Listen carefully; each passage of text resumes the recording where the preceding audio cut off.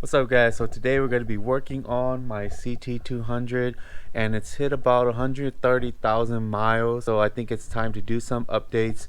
Minus the early generation CT, it does have a lot of head gasket issues and we're going to fix that issue today by changing some of the stuff out, installing an oil catch can, and just doing some maintenance on the vehicles. So CTs and Priuses are very prone to head gasket failure, and that's because of carbon buildup within the EGR system. So we're gonna go ahead and alleviate that issue by adding a catch can, cleaning out the EGR today, and changing some stuff up on the intake manifold. Got some stuff here from Rock Auto, not sponsored, but just bought a bunch of stuff from them because it's so much cheaper and you can find stuff on there that you can't find at the auto parts store. Let me go ahead and show you guys what we could do, and this is how you're going to help prevent head gasket failure on your CT200. First thing is I got a rear wiper because this size is just impossible to find. You could probably find it at the dealer, but I didn't feel like going to the dealer just to look for this part, so I just ordered it, and it's an 8-inch, I believe. Yeah, this part's really hard to find. Really nice to be able to switch this out. Got some spark plugs. There's only one there, but I have all four. Got some gaskets like throttle body, EGR, because I'm gonna be taking all of this stuff off, and when you do, you're gonna want to replace it with some brand new gasket. Got the throttle body, EGR valve to cooler, got EGR valve to pipe, and EGR to intake manifold. I also got EGR to exhaust manifold, so intake and exhaust. And then this is the actual intake manifold gasket, and if you can see this right here, this little gasket with the mesh, that is going to be your main thing that you want to switch out. The old intake manifold doesn't have this little mesh thing, doesn't catch all of the carbon buildup, and this new updated one, they have this. This is just like a little band-aid. I think a oil catch can is going to be a lot better at catching all of the carbon buildup that's going to go into the engine. It's nice to update this too, and I'll show you guys where this goes once we remove the intake manifold. Then just some more maintenance stuff. So I got some air filter for the car, air filter for the cabin, all Denso stuff, OEM, and then just some brake calipers, and I also got a PCV valve. So this is a valve, gonna replace this too. This part has a lot of carbon buildup. Could probably clean it up, but it's so cheap, just go ahead and replace it with a brand new one. Let's see, here's the rest of the spark plugs. And then we got some brake calipers, or we got some brake rotors. Here's some more brake rotors here. So see that, front and rear brake pads. So we're going to be replacing all of that stuff, doing all the maintenance, and we're also going to be replacing transmission fluid. So I got all 4 quarts. I think 3 should be enough, but 4 is going to be able to top it off. And this is just OEM style. It's not OEM Toyota, but it should be good enough. And then we got some coolant too, OEM style coolant, all Ison. Ison is equivalent to like Denso, so it's all the same manufacturer, OEM stuff. This is the pink stuff. I heard the yellow cap is a little older stock. I think it should still be okay though. It's not used ever. And then that's about it. Some more oil here. ETF. And see, this is a whole different quart than these, but should be okay. I think they might have thrown this one on accident. Not too bad. I think I only bought 4, but I got 5 now. And I think that's it. Not much to do, but gotta go ahead and try to get this done within 3 hours or so. I'll take everything off camera just so it's a lot faster, and I'll show you guys the aftermath after everything's removed. Alright guys, so I ran into a few snags and I had to go get a few tools and stuff to finish the job, and what I got here is the hex bit set. So you can see here it's just these little hex bits, and you need a size 10. So the size 10 is what you're going to use to loosen up the trans oil drain plug as well as the inverter drain plugs. Both plugs, all 3, even the filling hole for the transmission takes this, and it's a size 10. That's all you'll need right here. It comes like that, and it fits in there just like that, so it's perfect. and that's what you need. I also need to get a pump for the oil because the drain plug is right here. So let me show you guys how to drain all the fluids. Your radiator drain is right here, if you guys can see. Let me try to get to it. It's this right here, and you can see the little flap here. You just pour it, comes out of there. This is your inverter drain plug. You guys can see where the coolant hose goes straight to it, and that's going to be your extra coolant for your inverter. And then right here, this is your transmission oil drain plug. And then right on top by the axle right there, this is your fill plug. So you're going to have to fill it from there, and you just fill it until it comes out. And then they say it's full like that, so it takes about 3 or 4 quarts, I believe. And there's the drainage right there, it's still draining. And shoot, I need to put my hand under that. But I need some other tools, or I need that, and I bought the wrong filter for my car.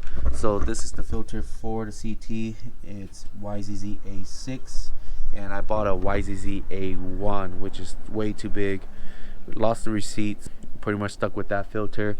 I don't know, maybe it'll work with another car. But we're also got all of the rotors off already. All of them are off. The weird part is the rear rotors, or the calipers. They take like these weird clips right here, so when you take it off, it's a little bit different, but hopefully I can put it back on easily. I have put on the brake calipers and the rotors, or the brake pads and the new rotors, and it's looking really good. So the front is pretty typical, it's your typical front calipers. The rear, however, are a little bit weird, and let me show you guys that. What you have to do is take off this piece on top of the caliper. So the fronts usually could get away without having to do that. It makes it a lot easier. If you could get away with just sliding them, then you could just do that. But for the rears, you have to take out this center piece. And for this piece right here, it's not a push in, it's a twist. So you just twist it, and you can see there, you can get pliers and just twist them until they're kind of flatter in. And then this you have to take apart, because once you slide them in, you have to put these 2 pins in right here so that it will actually separate once it pushes and compresses. So other than that, it's pretty straightforward and pretty easy to do. And now you have to take this off again, because it's easier to just do it like this. And then once you take this off, you can put the brand new rotor on, and you should be good to go. So pretty easy after you figure it out, but other than that, it's a little bit different than most rear calipers. All right guys, it's actually the weekend now, and I've been working on this thing like pretty much all day. And you can see I took off the intake manifold, and my mic is all messed up. Sorry guys, you might see this dead cat over here. But yeah, so, and I took off the EGR. You can see it's nice and clean now. I forgot to record it, but it was super gunky. It was like dark black boogers in there, and it's all clean now. I didn't take out the cooler or the actual EGR. I just cleaned it on the car, because it's kind of a pain to take it off, and I didn't really want to take the time to do it just because I'm so limited on time. But you can see that everything's pretty clean now. I sprayed it up too. A lot of gunk came out. It was super dark black, a lot of buildup, and there's a lot of buildup on these too, but I'm just gonna leave it. And you can see inside, maybe not really, but it's pretty clean inside, so it's not too bad. But I just replaced the PCV valve as well. So this is it right here, brand new one. This is the old one, and you can see how dirty it is. And then I got some hoses right here, and we're gonna hook up our oil catch can, which I have right here. And this is the brand new oil catch can. So it's just your generic like eBay one, not too bad. Gonna be 2 different fittings, just because the intake manifold has a big one, which I don't get why they made it so big compared to the PCV valve. And then I'm thinking of rerouting it over here, and maybe having it stick like that, and then I could put the oil catch can in this area. So I'm not sure how I'm gonna do it though. Maybe, I don't know, I'm gonna probably have to just do something like that, or just zip tie it for now, because I need it to just be on, and then I could go ahead and make something more permanent later. But we're gonna go ahead and just try to get all done, and show you guys the setup before I put everything on, because I'm gonna hook up this before I even put on the intake back on, and then I'll show you guys the gasket. So the gasket is this right here, and before it's just a round piece, and this is the gasket right here. So you can just see it's just a round circle one, but I'll show you guys the one that's supposed to be on here, or the updated version that Toyota did. So this is the updated gasket right here, and you can see it has a mesh on it. So I'm just gonna go ahead and put it on just like that, and now it has the little mesh piece that will catch a lot of carbon buildup. Now we have a nice one too. This is a Velcro, and here's the part number if you want it. And so we're gonna go ahead and put all of this on, make sure I get all of it hooked up correctly, check all my bolts, and then I'll get back to you guys. So here it is, and this is the setup right here. So you got the hose coming from the PVC valve, and it goes into the oil catch can, and then the return line comes back, and it's a bigger size, and this is gonna go into the intake manifold. So once you get that all set up, should be good. When you take it off, remember you have these coolant hose lines that they do drip. They're not really full, but they do tend to drip fluid, so you want to just plug it up with a bolt or something, and you should be good then. And then other than that, just little things. And I really wish I showed you guys when it was super dirty. I'm sorry about not showing you guys that, but trust me, it was very gunky and bad, and I hope that this helps alleviate the issue of that cold start stutter that all of us hybrid cars have, and hopefully it helps me from preventing my head gasket failure. I'm glad I'm doing this now because I feel like it's not too bad. I was able to clean up the gunk just by spraying carb cleaner, and it worked out really well. Hopefully that's all I need to do. Hopefully this catch can works well, and it prevents any further damage to the vehicle if there is any. Go ahead and do this, guys. I think this is a great preventative to destroying your head gasket. Hopefully it'll be good. I'll probably do like a 3-month update on how it drives after all this, and should be pretty good. But really glad I'm doing this. This car is a daily, so I wanted to run for a very long time, and it does really good on gas with the economy today. Let me go ahead and finish it up, and I'll show you guys the finished product afterwards. I might just be zip tying this for now because I just can't find a spot for the oil catch can, because this engine in bay is pretty compact. Finding a location is pretty hard right now, but I might just stick it there, zip tie it up, and then we'll see how it goes. But I'll get back to you guys in a bit.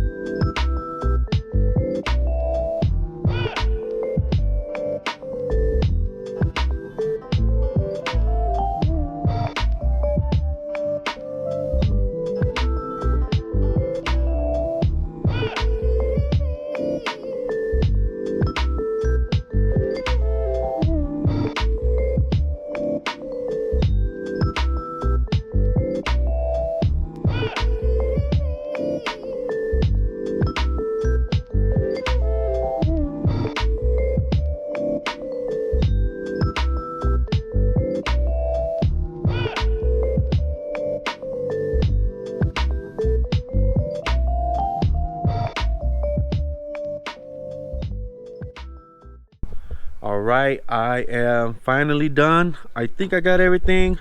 I have one little bolt left over, but I don't know where that goes, and I think it should be okay.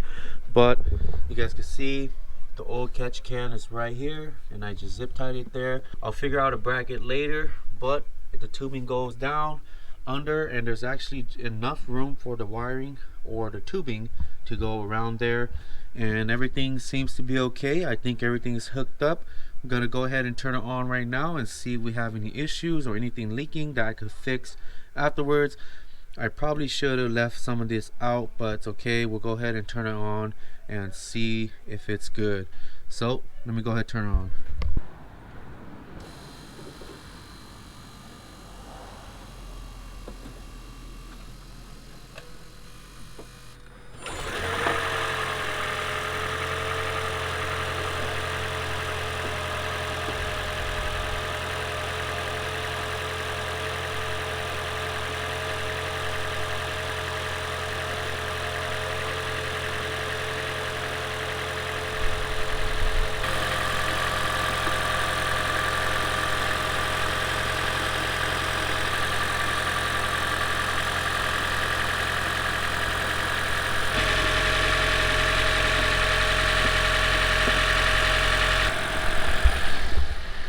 So there you have it. Seems to be okay. Hopefully everything's good. Like I said, I'll do an update on how it feels and how much mpg maybe I will save afterwards, and hopefully everything's good.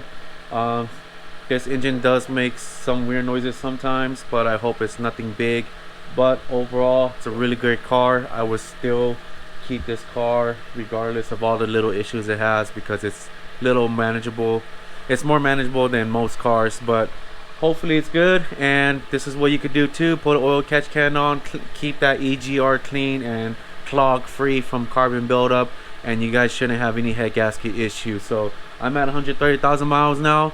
Hopefully I'll have another 130,000 on this car. But yeah, so thanks for watching, guys. This video is kind of all over the place, guys. Sorry, it's just been a hectic month and a lot of crazy stuff has happened, but I haven't been able to make a solid video. But I'm just gonna add a bunch of stuff that I recorded, put it into this video, and hope you guys like it. And I'll see you guys in the next one. Later. Peace.